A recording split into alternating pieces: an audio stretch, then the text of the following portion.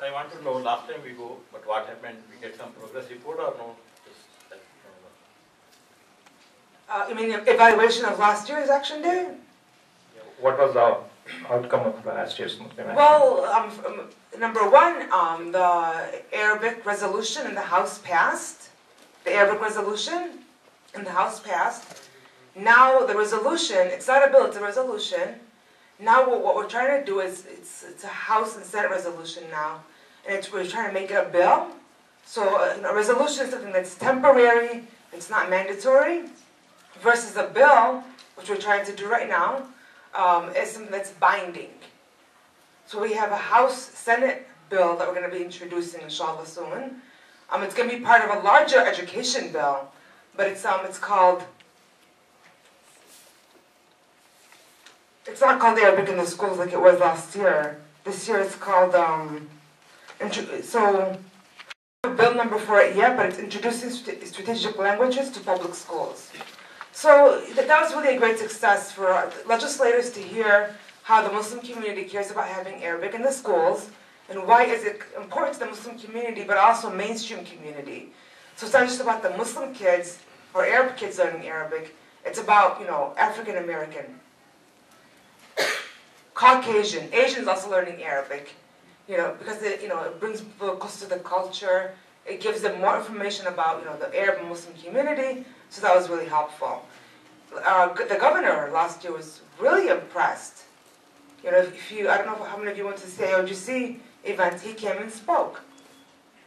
Because last year we showed him that the Muslim community exists in Illinois, and that we are active and we are participating, and that there are issues that we care about that we're going to make sure they address, right?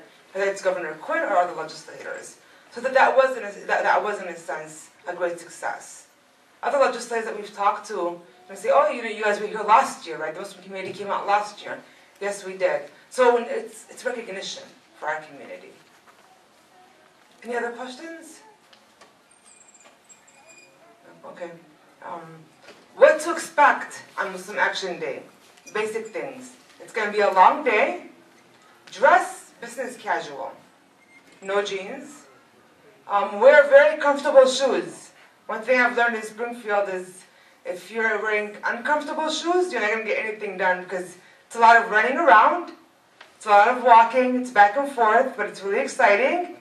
If any of you have business cards, and if you don't have business cards, I see a lot of people have like a little paper and they put their names and the contact information on there, so you can give that to your legislator or their staffers.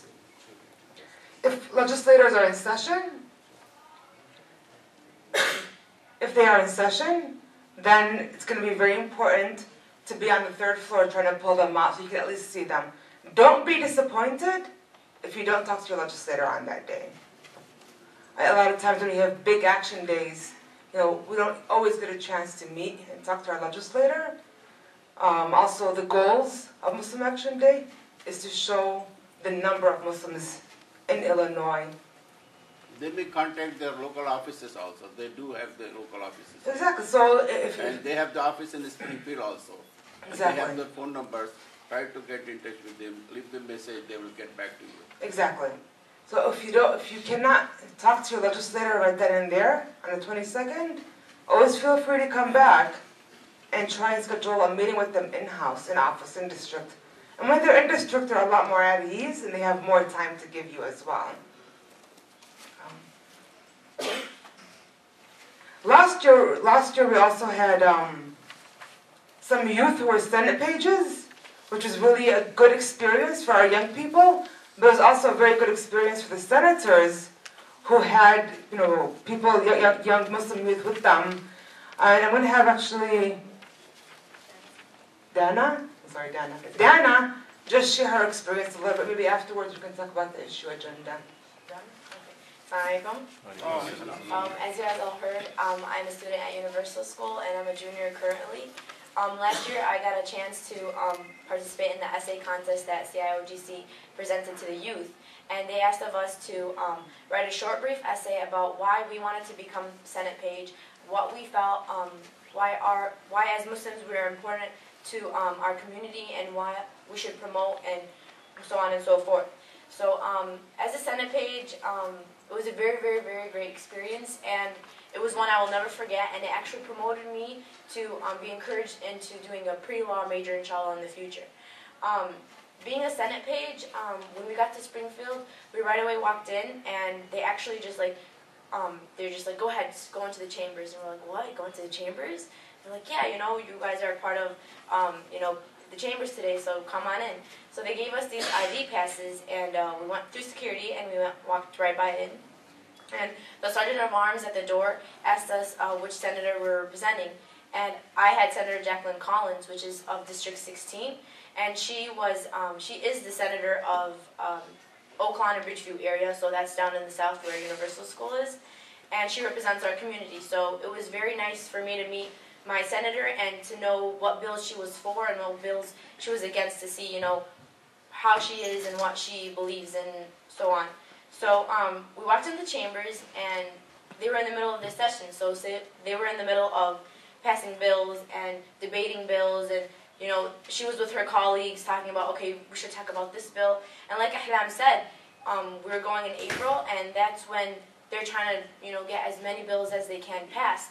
So it was very, very hectic inside. You know, everyone's going around asking, okay, let's talk about this bill, let's pass this bill. So it was very cool. And then also, I was sitting next to her, and she was talking to her friend, you know, look, I'm going to talk about this bill, are you ready to talk about it, so on and so forth. So one of the bills that was very, very, very heated in the Senate was of ex-cons. So they said, one of the bills that my senator, you know, started was, can ex-cons, should we give them a grant of $5,000 when they get out of jail? And so that was debated. Some people agreed, some people disagreed. Some people said that, okay, we should give them another chance at life, you know, to improve their lives, start a small business, so on and so forth. Some people said, no, they already had their chance and whatnot. So seeing how important a bill like that was and how it can change a lot of people's lives was really important to me. And it showed me that as a Muslim, if I become a senator one day, inshallah, or if I just, like Ahlam said, if we go out and lobby these ideas that our community wants, it can actually be effective. And we can actually affect our communities, especially to see it in the youth. So like walking into the Senate as a only hijabi, and you know, everyone's like, oh, who's that, whatnot, you know, where's she coming from, she's a youth, she's a Senate page, wow, that's great. So it got my senators and the senators in the chamber to see like how good it is that the Muslim, you know, community cares about engaging their youth into politics. And that was just something amazing. And you know, me sitting next to the senator was just like, wow, you know, I mean, no one ever gets this chance except for that on that one day.